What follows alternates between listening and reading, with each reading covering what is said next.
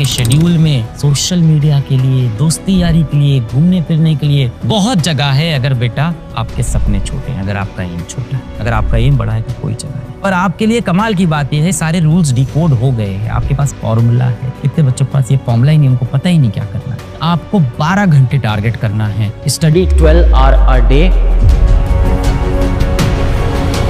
बेटा हफ्ते में दिन होते हैं 7 डेज इन वीक।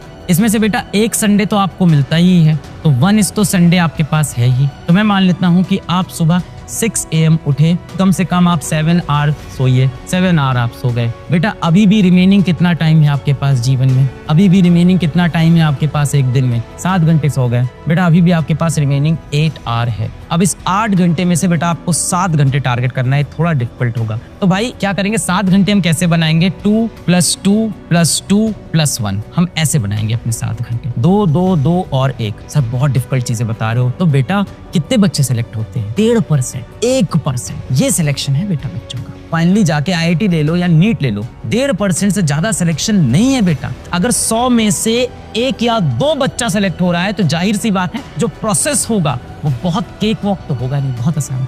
ये सारे नियम कानून जो फॉलो करे और लास्ट में उसका पेपर वाले दिन किस्मत भी ठीक हो, भगवान भी साथ दे, वो जाके बेटा सेलेक्ट होता है। तो ये तो है बेटा, ये तो सच्चाई है। पर आपके लिए कमाल की बात ये है कि ये सारे रूल्स डिकोड हो गए हैं, आपके पास फॉर्मूला है। कितने बच्चों के पास ये फॉर्मूला ही नहीं, उनको पता ही नहीं क्या करना है। अब बेटा आपको 6 आवर और पढ़ने हैं, 6 आवर आपको और पढ़ने हैं, और आपके पास बच्चे कितने हैं? 8 आवर। तो बेटा आपको इसको 3 में डिवाइड कर देना है। तो 3 में डिवाइड करते हैं। 3 PM से पहले ले लेता हूँ 6 PM, फिर 6 PM से 9 PM, फिर उसके बाद 9 PM से ले लेंगे 11 PM, क्योंकि 11 बजे अपन सो गए हैं और सुबह अपने को 6 बजे उठना है। 7 घंटे की नींद देख रहे हैं। तो मैंने इस 6 घंटे के लिए इसको 3 स्लॉट में डिवाइड किया अपने बचे हुए दिन को। अब 3 से 6 कितना समय है बेटा आपके पास? 3 आवर्स। पढ़ेंगे कितना हम? 2। तो 2 आवर आउट ऑफ 3 पढ़ लिया यहाँ पे। फिर 6 से 9 कितना समय है? 3 आवर्स। कितना पढ़ेंगे बेटा फिर से? 2 आवर आउट ऑफ 3, यहाँ पे भी पढ़ लिया। फिर 9 से 11 कितना समय है इस बार? 2। इस बार पूरा 2 घंटे पढ़ना पड़ेगा।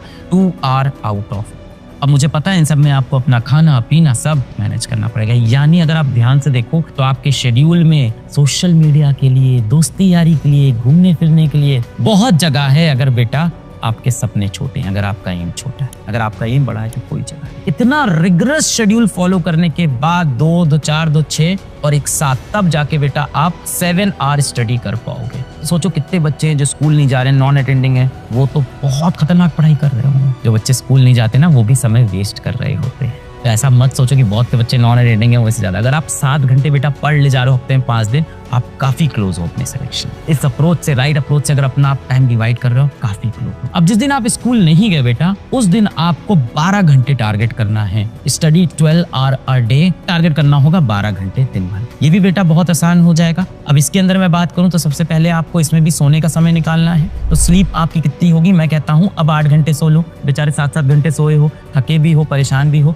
तो नींद में 1 घंटा एक्स्ट्रा ले लो, फायदा करेगा थोड़ा 1 घंटे ज्यादा। अभी भी बेटा आपके पास रिमेनिंग टाइम कितना है? अभी भी टाइम रिमेनिंग कितना है? दिन में होते हैं आपके पास 24 घंटे, आप 8 घंटे सो लिए बेटा, अभी भी रिमेनिंग टाइम आपके पास 16 आवर बचा है। आपको बेटा कितना पढ़ना है? 12 आवर पढ़ना है। तो 12 आवर अपन कैसे बनेगा? 2 + 2 + 2 + 2 + 2, 2 2 4 2 6 2 8 2 10 और 2 12, 3 में डिवाइड कर ले, इजी हो जाएगा। तो 12 आवर को मैं डिवाइड कर देता हूँ कि मुझे 12 आवर पढ़ना है, मतलब 3 + 3 + 3 + 3।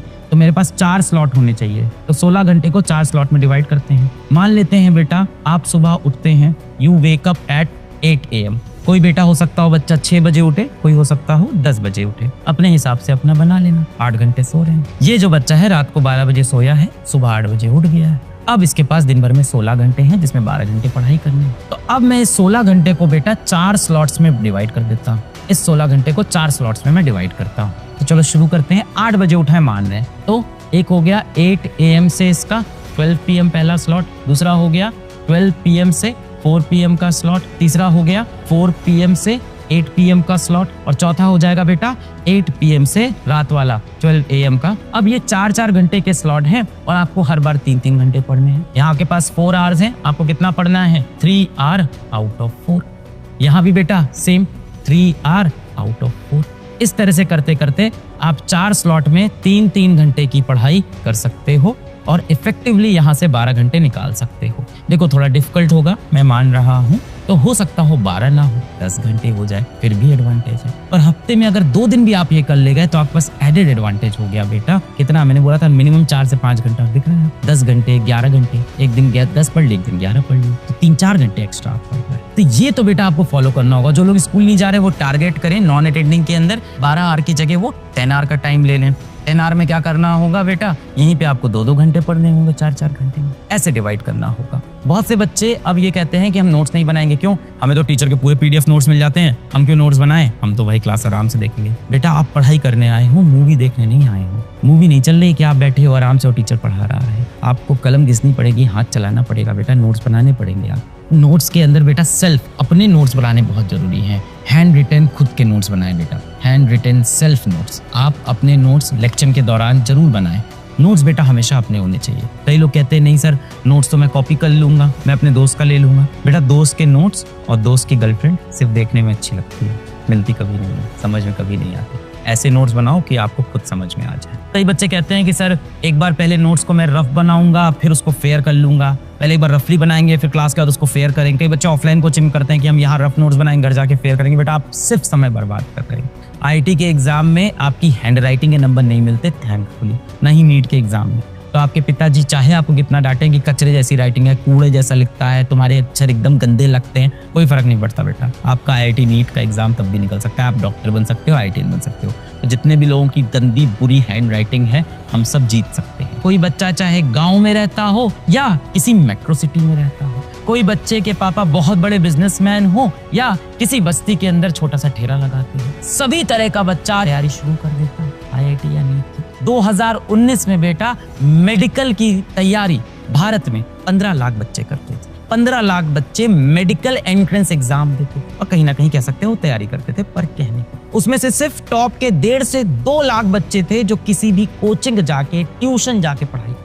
वहां उनको मिलते थे वो टॉप के मास्टर्स, वो टॉप का कंटेंट, वो टॉप के असाइनमेंट। ये सब बेटा वंचित थे, 13 लाख बच्चे वंचित थे इन सबसे। सिर्फ टॉप के 1.5-2 लाख बच्चे होते थे जो अफोर्ड कर सकते थे, वो लेते थे। आज कंटेंट यूट्यूब पे फ्रीली अवेलेबल है। अब बेटा समय ना सबके पास लगभग बराबर है। एनर्जी बेटा आपके ऊपर डिपेंड करती है कि आपकी कितनी एनर्जी, वो भी मुझे लगता है क्योंकि अभी आप यंग एज में हो। ऐसा नहीं है कि आप लोग बहुत बुढ़े हो गए हैं, 70-80 साल के हैं, किसी को दिल की बीमारी है, किसी कोई और बीमारी है, तो सबकी एनर्जी अलग अलग है। नहीं, अभी आपकी लगभग एनर्जी भी सेम है, तो यहाँ से भी बहुत ज्यादा फर्क नहीं पड़ रहा है। तो आउटपुट डिपेंड करता है बेटा किस चीज पे, आउटपुट अब डिपेंड करता है इस कांस्टेंट के पे। ये आपको और आपका इंटेंट है, ये आपका इंटेंट है। आपका इंटेंट जितना ज्यादा होगा आउटपुट उतना ज्यादा, और आपका इंटेंट जितना नेगेटिव होगा आउटपुट उतना नेगेटिव। कंटेंट बेटा सबके पास बराबर है, फिर भी सारा बच्चा सेलेक्ट नहीं हो रहा है। एनर्जी भी लगभग सबकी बराबर है, सब यंग उम्र के बच्चे हैं। समय भाई कुछ लोग स्कूल जाते हैं, कुछ नहीं। स्कूल जाने वाले बच्चे भी बहुत सेलेक्ट होते हैं, बहुत से बच्चे होते हैं रेगुलर स्कूल वाले सेलेक्ट। डिपेंड करता है बेटा ये कांस्टेंट आपका इंटेंट। और बेटा आपका इंटेंट ये भी समझ लो, जितना नेगेटिव होगा, जितने ज्यादा आप काम चोरी करोगे, आउटपुट बेटा उतना नेगेटिव भी आने लगेगा। आउटपुट आप समझ रहे हो ना, सिलेक्शन होना ना होना और जीवन का फ्यूचर।